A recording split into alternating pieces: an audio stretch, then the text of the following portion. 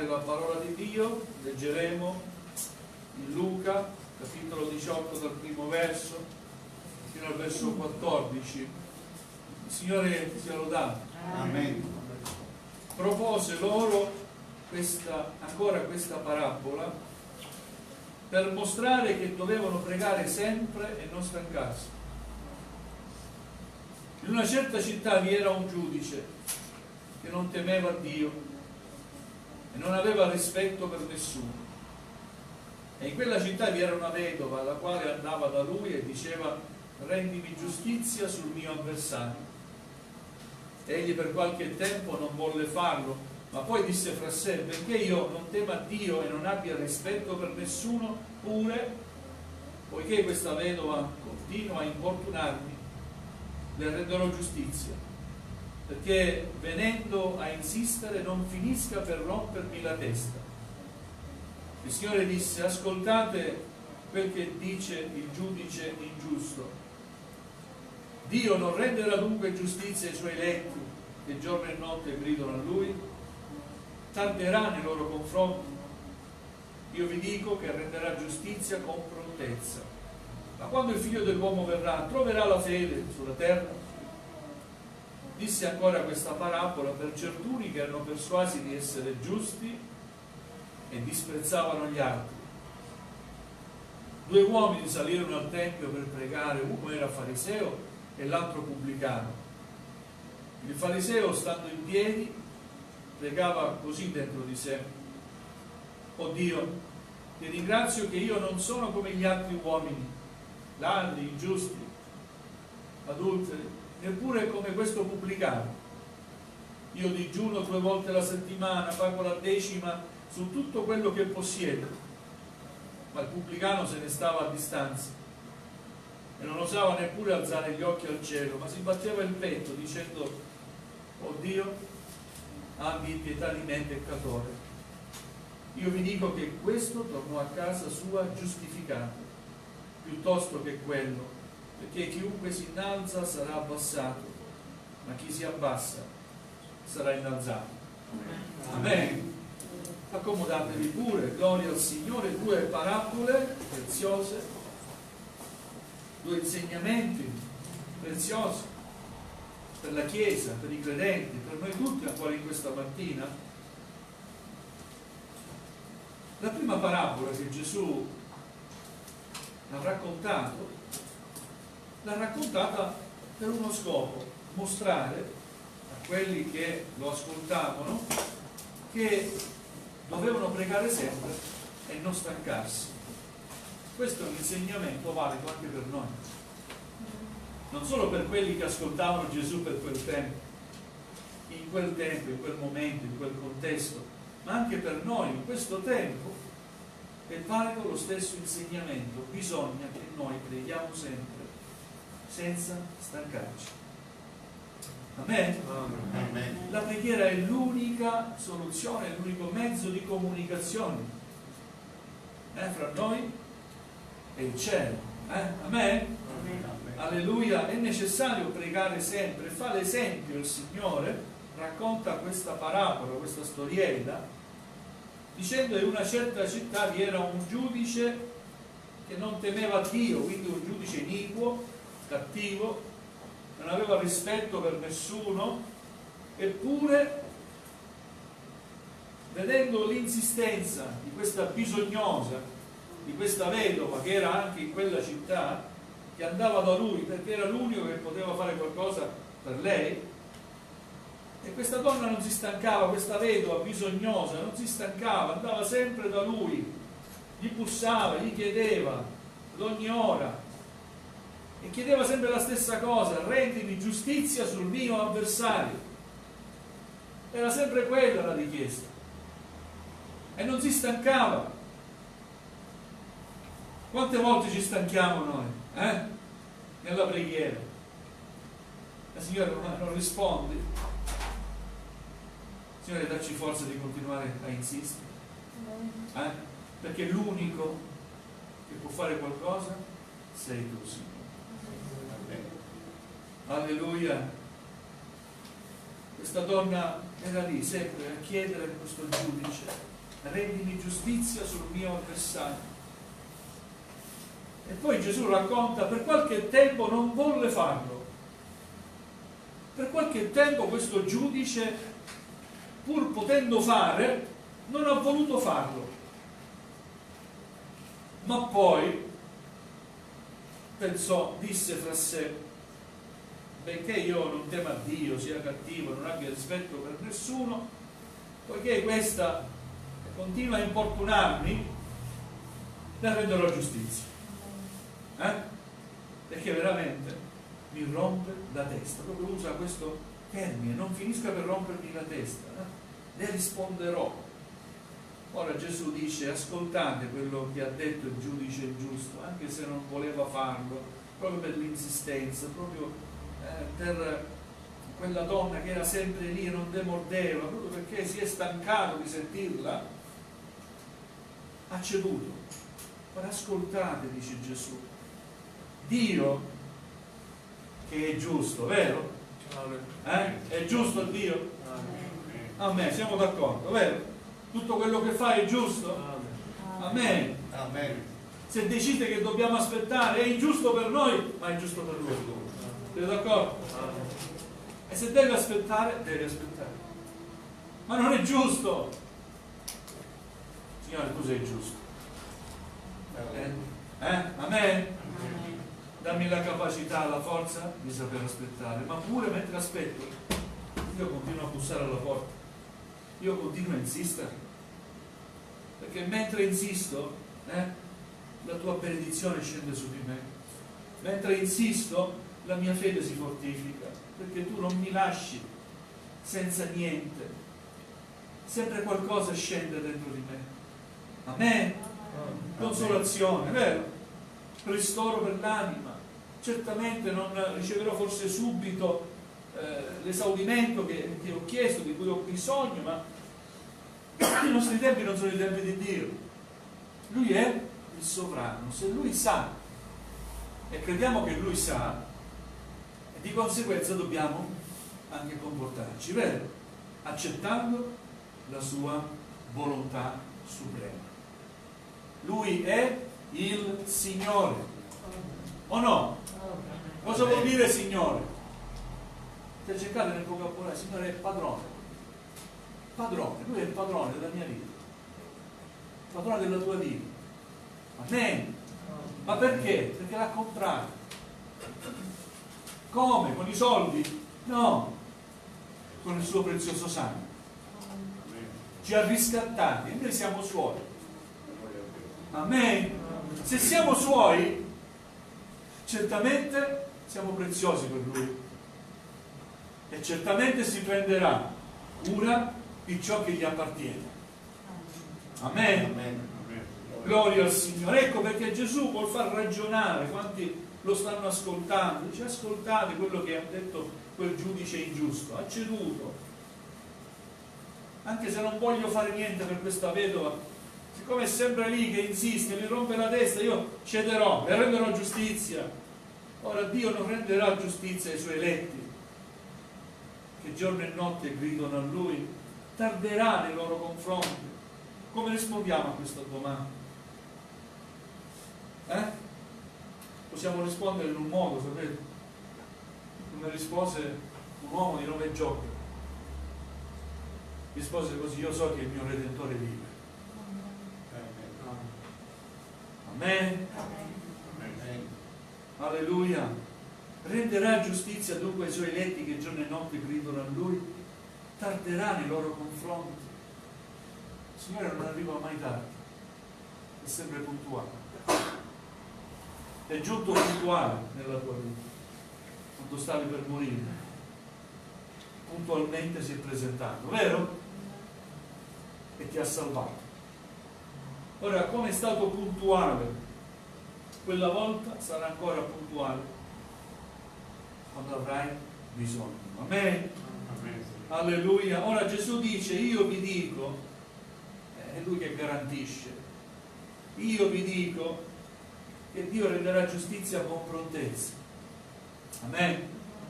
Dio risponderà con prontezza.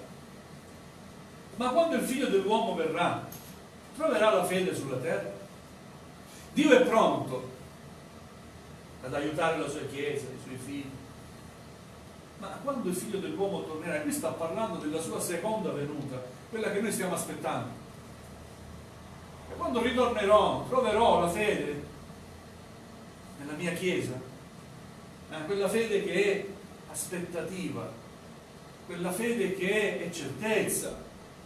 Amen? Amen. Stiamo aspettando il Signore. Amen. Gloria a te. Io lo sto aspettando e so che ritornerà. E voglio pregare il Signore affinché il Signore tenga sempre questa aspettativa nella mia vita, affinché non mi sforzi di vivere per questa vita, perché questa vita, sapete, dà solo delusione.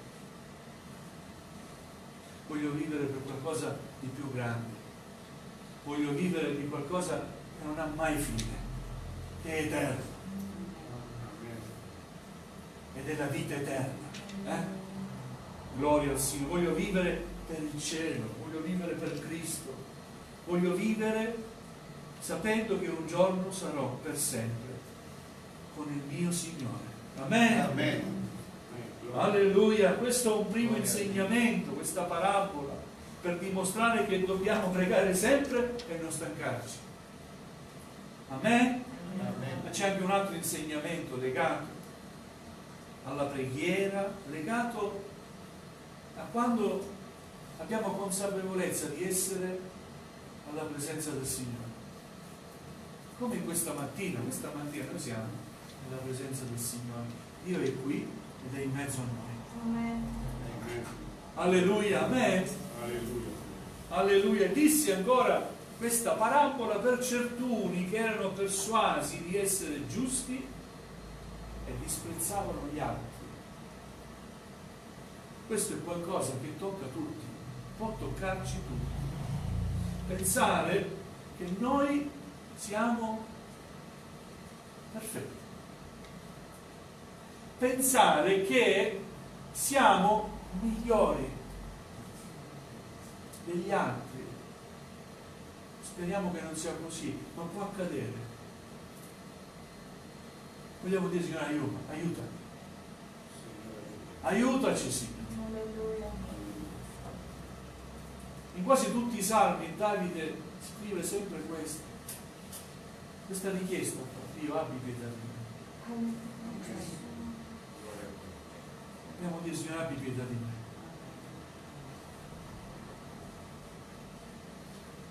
Due uomini salirono al Tempio per pregare, quindi erano alla presenza di Dio, vero? Uno era fariseo e l'altro pubblicano. Due brutte categorie. I farisei erano considerati ipocriti perché erano dottori della legge, sapevano tutta la legge, la sapevano spiegare, ma non la mettevano mai in pratica. Accusavano sempre gli altri, ma loro vivevano una vita peggio degli altri. Per questo Gesù chiamò i farisei come sepolcri imbiancati. Siete morti. Voi predicate agli altri e non mettete in pratica. Quindi quando si parla dei farisei vengono sempre accostati agli ipocriti, ai falsi. E i pubblicani, anche questa è un'altra categoria, potremmo dire tra virgolette cattiva. Erano gli esattori delle tasse e non guardavano in faccia se c'era bisogno in una famiglia, se non c'era lavoro, prendevano, andavano per le case e prendevano soldi per i romani e quindi venivano odiati anche questi. Amen? Amen. Ma pensate, il Signore ha salvato anche un pubblicano e ne ha fatto il suo discepolo, Matteo. L'ho chiamato Levi. Era un pubblicano. Gloria a Dio. Alleluia. Questi due uomini erano in piedi, stando in piedi. Il fariseo, stando in piedi, pregava così dentro di sé, una preghiera silenziosa, nessuno l'ascoltava, ma il Signore sa ascoltare le preghiere silenziose. Pregava così dentro di sé. Guardate la preghiera, l'abbiamo letta, no? Dio ti ringrazio. E fino a qua ringraziare il Signore è buono, vero? Oh Dio, ti ringrazio, non che tu mi hai salvato, hai avuto pietà di me, no. Io ti ringrazio che io non sono come gli altri, Signore. Guarda tutti questi qua. Io ti ringrazio che non sono come gli altri uomini, ladri, ingiusti, adulteri. E anche questo pubblicano che è qua davanti a me, accanto a me. Io digiuno 2 volte la settimana, pago la 10ª su tutto quello che possiedo. Grazie che mi hai fatto così perfetto, Signore. Gloria a Dio. Mentre quel pubblicano invece se ne stava a distanza. Perché? Perché aveva profondo rispetto, si sentiva indegno, stava lontano. Non osava neppure alzare gli occhi al cielo. Si batteva il petto, dicendo, la sua preghiera era questa: oh Dio, abbi pietà di me, peccatore. Amen. Ora qual è l'insegnamento? Io vi dico che questo tornò a casa sua giustificato e non quell'altro che diceva io ti ringrazio che non sono come gli altri. Io pago la 10ª, il Signore non ha che farsene della tua 10ª, se poi vivi una vita che non onora il Signore. Tutto è del Signore, non ha bisogno dei nostri soldi il Signore.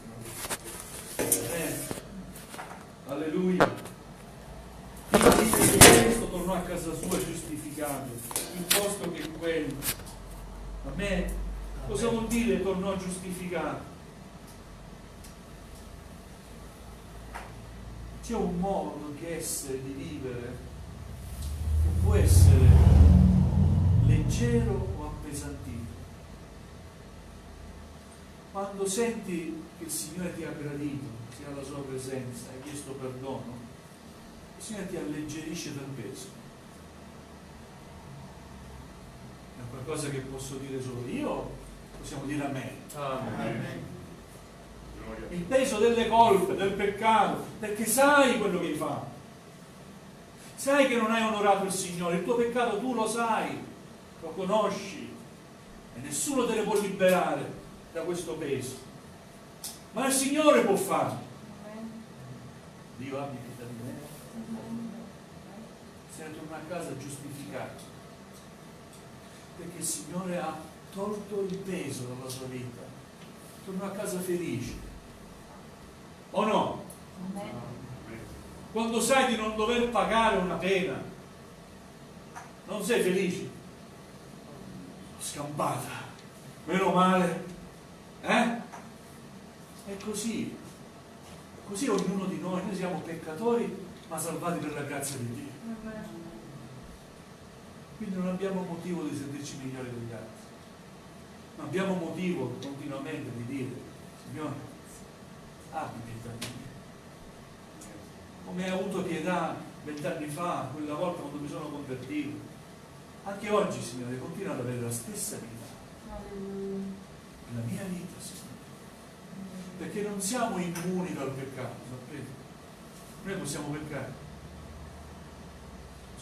volontariamente o anche involontariamente, e Davide dice: Signore, liberami dai miei peccati volontari e da quelli che mi sono occulti, che non conosco, però ho peccato anche col pensiero. E a volte facciamo delle cose che sappiamo di non dover fare, ma siamo caduti, che abbiamo fatto. Ecco perché bisogna chiedere perdono al Signore. Quando non senti il bisogno di dire al Signore perdonami, c'è qualcosa che non va di spirituale nella tua vita. Ma quando senti il bisogno spontaneamente di dire: Signore, abbi pietà di me, io ho bisogno della tua misericordia, e fai appello alla misericordia di Dio, vuol dire che ti sta riconoscendo di essere un peccatore, di aver bisogno della salvezza in Cristo Gesù e del perdono che solo Cristo Gesù ti può dare. Amen? Amen. E cambia la tua visione, non ti vedi migliore degli altri, ma ti vedi come uno che ha ricevuto qualcosa, amen, e che non vede l'ora di poterla condividere con gli altri. È diversa, la visuale, o no? Il modo di vedere le cose è completamente diverso. Noi non siamo migliori degli altri, e abbiamo ricevuto il perdono da parte di Dio, l'amore di Dio, e quello che abbiamo ricevuto dobbiamo desiderare di poterlo condividere anche con gli altri. Come? Parlando agli altri di Gesù, non disprezzandoli, perché non c'è peccato che Dio non possa perdonare. Dio ama i peccatori, odia il peccato, è un obbrobrio il peccato davanti a Dio, ma il peccatore viene amato. E c'è festa in cielo quando un peccatore si ravvede, così è scritto. C'è festa, i cieli si rallegrano, gli angeli si rallegrano, fanno festa, perché un peccatore si è ravveduto e ha ricevuto il perdono da parte del Signore Gesù. Amen? Gloria a Dio. Due preziosi insegnamenti, vogliamo farli nostri in questa mattina, non solo in questa mattina e per questa mattina, per questo giorno, ma per la nostra vita. Gloria a te. Vogliamo non stancarci di pregare. Amen. Amen? Amen. Alleluia. Mi viene in mente un insegnamento una volta, una testimonianza di un pastore anziano, che propose alla Chiesa, era numerosa questa Chiesa, propose alla Chiesa di fare serate di preghiera e si aspettava che c'era lo stesso numero, no? La Chiesa sempre piena, numerosa, e invece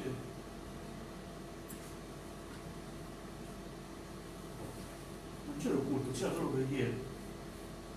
Vedeva che una metà, poi metà della metà, e poi il giorno successivo metà. La Chiesa di 100, 200 membri non rimasti in 4, 5, 6 per la preghiera. Non stancatevi di pregare, o no? Questa parabola che Gesù ha raccontato per insegnare che c'è bisogno di pregare, di non stancarsi. I culti, i cantici, la musica, l'orchestra, quando suonano è meraviglioso, ma quando tu sei alla presenza di Dio, chi sei davanti al Signore? Amen. Non so se sono riuscito a farmi capire, e se no so che il Signore sa parlare ai cuori. Vogliamo alzarci in piedi, dobbiamo ringraziare il Signore. Alleluia.